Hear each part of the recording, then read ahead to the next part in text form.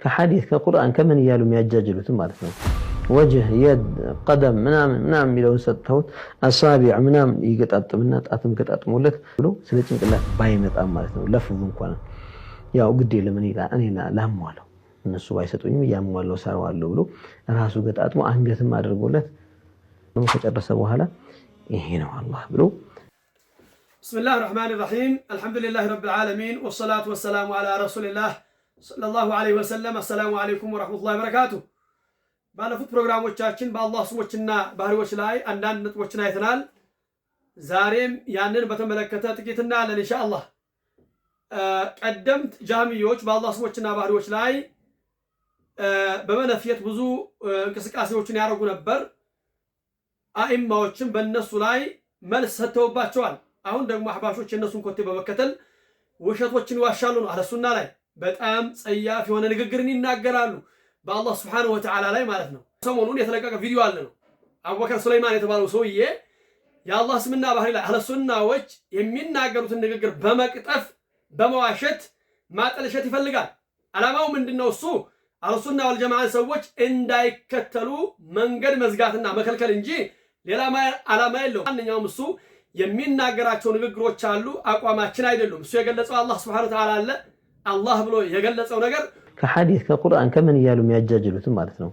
ወጅህ የድ ቀደም ምናምን የሚለውን ሰጥተውት አሳቢዕ ምናምን ይገጣጥምና ጣትም ገጣጥሞለት ክንድም አድርጎለት ጡንቻም አድርጎለት ደረትም አድርጎለት ፊት አድርጎለት ፊት ባዶ እንዳይሆን ጭንቅላት ልግጠምለት ብሎ ስለ ጭንቅላት ባይመጣም ማለት ነው። ለፍዙ እንኳን ያው ግዴ ለምን ይላል እኔ ላሟለው እነሱ ባይሰጡኝም ያሟለው ሰራዋለሁ ብሎ ራሱ ገጣጥሞ አንገትም አድርጎለት ትከሻም አድርጎለት ሆድ ገጣጥሞለት እግር ምናምን ያው እግር ተንጠልጥሎ ብቻው እንዳይቀር የሆነ ጭነት ታፋ ያስፈልገዋል። ሳቅ አለ ቀደም መጥቶ ይላል። ሳቅና ቀደም ከላይ ታፋ አልመጣም እኔ ልግጠምለት ብሎ ገጣጥሞ ሌላም ወሪክ ምናምን ይሄ ሁለቱም የሚያገናኝ የታችና የላይኛውን አካል የሚያገናኝ ያንን ገጣጥሞ ከጨረሰ በኋላ ይሄ ነው አላህ ብሎ የገለጸው ነገር ቁርአንና ሐዲስ ላይ ያልተገለጸ ስሜቱን የተከተለበትና አህለሱናዎችን ማጥለሸት የተፈለገበት ወይም ደግሞ ተከታዮችን ሊያስደስት ወይ ዕውቀት የሌላቸውን ሰዎች ለመሸወድ የተናገረው ንግግር ነው።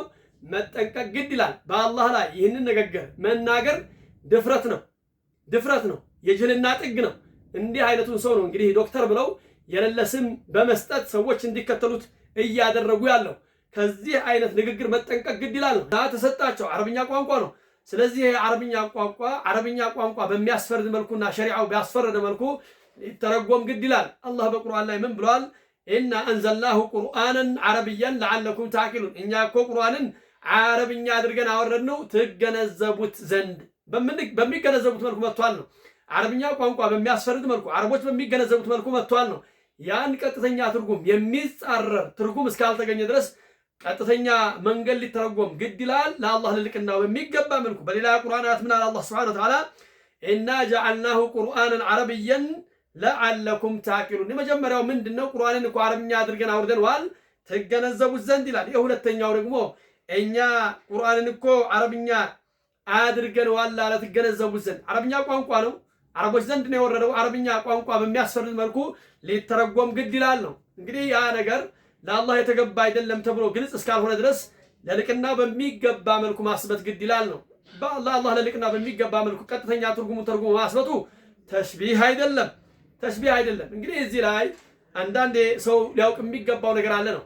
አንድ ንግግር ተቀባይነት ላይኖረው የሚችለው ወይም ደግሞ ልናንገራግር የሚያደርገን ነጥብ ሊኖር ይችላል ነው። እነኚህ ነገሮች ካሉ አንደኛ ጅህልና፣ ሁለተኛ እንደገና ውሸት፣ ሶስተኛ መግለጽ አለመቻል፣ አራተኛ መጥፎ ዓላማ። እነኚህ ነገሮች እንግዲህ ቁርአንና ሐዲስ ላይ የሉም ነው። አላህ Subhanahu Wa Ta'ala እውነተኛ ተናጋሪ ነው። በራሱም ላይ ይበልጥ አዋቂ ነው ከፍጥራኖቹ በበለጠ መልኩ። ሌላኛው ገለጻን ይችላል አላህ Subhanahu Wa Ta'ala። እንደገና ደግሞ አላህ Subhanahu Wa Ta'ala ከሚናገረው ንግግር ሰዎች ተቃራኒ ተገንዝበው እንዲገነዘቡ የማድረግ ዓላማ ኖሮት ንግግርን አይናገርም። ወይም ደግሞ ሰዎች ከንግግሩ ትክክለኛን ቋንቋ ሳይገነዘቡ ጠመው እንዲቀሩ ከአላህ ዘንድ ፍላጎት የለም። ሌላኛው ከነብዩ አለይሂ ሰላም ቢሆን አለይሂ ሰላቱ ወሰላም እውነተኛ ንግግርን ይናገራሉ። እንደገና ዒልም አላቸው፣ መግለጽም ይችላሉ፣ ገለጻን ይችላሉ። በተከታዮቻቸው ላይ ደግሞ አለይሂ ሰላቱ ወሰላም ዘንድ መጥፎ ዓላማ ኖሮ እንዲጠሙ ፍላጎት የላቸውም። አለይሂ ሰላቱ ወሰላም ከዚህ የጠሩ ናቸው። ታዲያ እነኚህ 4 ነጥቦች በአላህና በመልእክተኛው ዘንድ ካሉ የእነሱ ንግግርን ማስቀደም ግድ ይላል ነው። ቁርአንና ሐዲስ ዛሂር ትርጉማቸው ካልተያዘ እነኛ ንግግሮች የአላህ ቃል ሊሆን ይችላል፣ የነብዩ አለይሂ ሰላም ሐዲስ በአላህ ስሞችና ባህሪዎች ላይ የተናገሩት ለአላህ የተገባ ሆኖ ካልተገኘ አላህና መልእክተኛው አላህ በራሱ ላይ ንግግርን ገለጻን አልቻለም፣ ለአላህ ያልተገባ ነገሮችን ተናግሯል በቁርአን ውስጥ።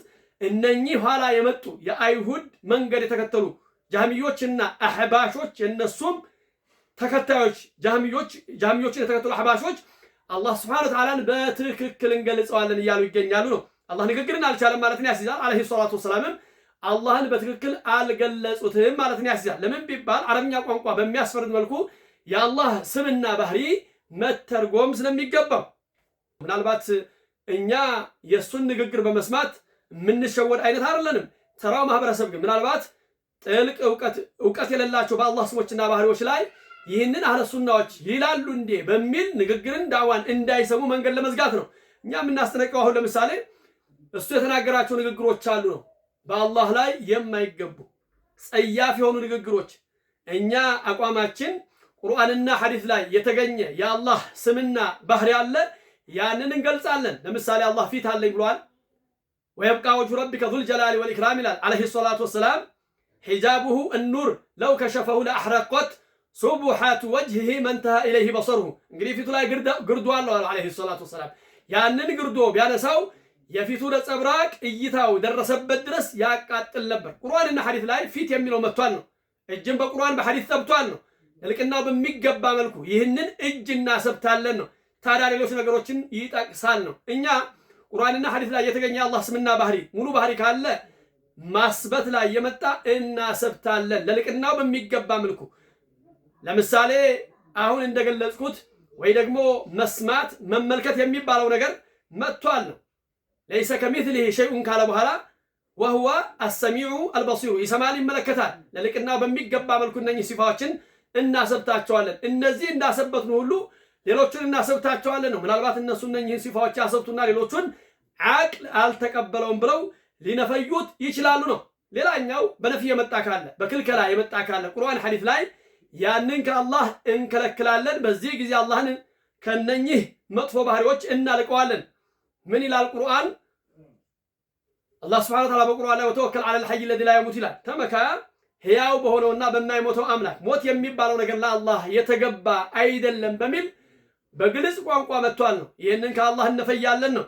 ላ ተእኹዙሁ ሲነቱን ወላ ነውም፣ አትይዘው ማለት ማንገላጀትም እንቅልፍም አትይዘውም። ማንገላጀትና እንቅልፍ የሚባለው ነገር ለአላህ የተገባ አይደለም የሰው ባህሪ ነው በሚል በቋንቋ መጥቷል ነው። ታዲያ በዚህ ጊዜ ይህን ነፊ እናደርጋለን ነው። በኢትባት በማረጋገጥ የመጣ ካለ ለልቅናው በሚገባ መልኩ ሳናመሳስልና ሁኔታን ሳናበጅ ለአላህ እናረጋግጣለን ነው። በክልከላ የመጣ ካለ ደግሞ ለአላህ የተገባ አይደለም በሚል እናስወግዳለን። ከዚህ ውጭ ግን በክልከላም ሊሆን ይችላል በማረጋገጥ ያልመጡ ነገሮች ካሉ በቋንቋ ደረጃ ቃላቱን ዝም እንላለን። በትርጉም ደረጃ ከሆነሳ ለምሳሌ አቅጣጫን ይመስል ለአላህ ለልቅናው በሚገባ መልኩ ዕሉውን በማስበት ተፈልጎበት ከሆነሳ እናሰብተዋለን። እነሱ እንደሚሉት ግን ሰማይ ትሸከመዋለች ወይ ደግሞ አርሽ ትሸከመዋለች ወይ መላእክቶች ይሸከሙታል የሚል ቋንቋ ያስይዛል የሚለውን ፈልጎበት ከሆነሳ ይሄ ነፊ ይደረጋል ነው። ለማንኛውም በኢስባት የመጣውን ኢስባት እናደርጋለን በማረጋገጥ መልኩ ማለት ነው። በነፊ የመጣውን በክልከላ እንከለክላለን። ከዛ ውጭ ግን በቋንቋ ደረጃ በመጠንቀቅ በዝርዝር ለአላህ ለልቅና በሚገባ መልኩ የመጡት ነገሮች እናሰብታቸዋለን። ለማንኛውም እሱ ጥያቄና መልስ ያዘጋጃሉ። ሰዎች ይጠይቁታል መጥተው አለሱና ዘንድ ዋህብያን አሰላሙ አለይኩም ማለት ይቻላል ወይ? ዋህብያን ተከትሎ መስገድ ይቻላል ወይ? ዋህብያ ረደውን መብላት ይቻላል ወይ? ዋህብያ ጋጋ ብቻ በመሰረት ይቻላል ወይ የሚል ጥያቄዎችን ያነሱለታል። በመሰረቱ ይህን ጥያቄ መጠየቅ ያለብን እኛ ነን። እኛ ሲጀመር እንዲህ አይነቱን ሰው አሰላሙ አለይኩም አንልም፣ ተከትለን አንሰግድም፣ ያረደውም አንበላም። እንዲህ አይነቱ ሰው ማለት ነው። ለምን? ከአላህ ውጭ ወደ አላህ አካል ወደ መቃብር አምልኮ ስለሚጣራ አቋማችን ግልጽ እናደርጋለን። ተከትለን አንሰግድም፣ አሰላሙ አለይኩም አንልም።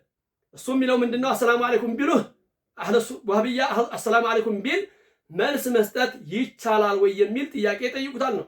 ሲጀመር እንዲህ አይነቱን ሰው ማነው አሰላሙ አለይኩም የሚለው ነው? እንኳን በአማኑ ጊዜ በፊትም ማለት ነው። በዛ በችግሩ ወቅት እነሱ ሴራ እየሰሩ ባሉበት ሁኔታ አሰላሙ አለይኩም አንላቸውም፣ ተከትለን አንሰግድም፣ እነሱ ያረዱትም አንበላም፣ ልጆቻችን ለነሱ አንሰጥም፣ ጋብቻም የለንም፣ ትስስርም የለንም፣ ተቆራርጠናል። ምክንያቱም እነሱ ከአላህ ውጭ ያለ አካል እንዲመለክና ዲን እንዲጠፋ እየጣሩ ያሉ ሰዎች ስለሆኑ እኛና እነሱ የተለያየን ሰዎች ነን። ስለዚህ ከነኛ አይነት ሰዎች ጥንቃቄ ያስፈልጋል። ሰለላሁ ዐላ ሙሐመድን ወዐላ አሊሂ ወሰሕቢሂ ወሰለም። ወሰላሙ አለይኩም ወረሕመቱላሂ ወበረካቱሁ።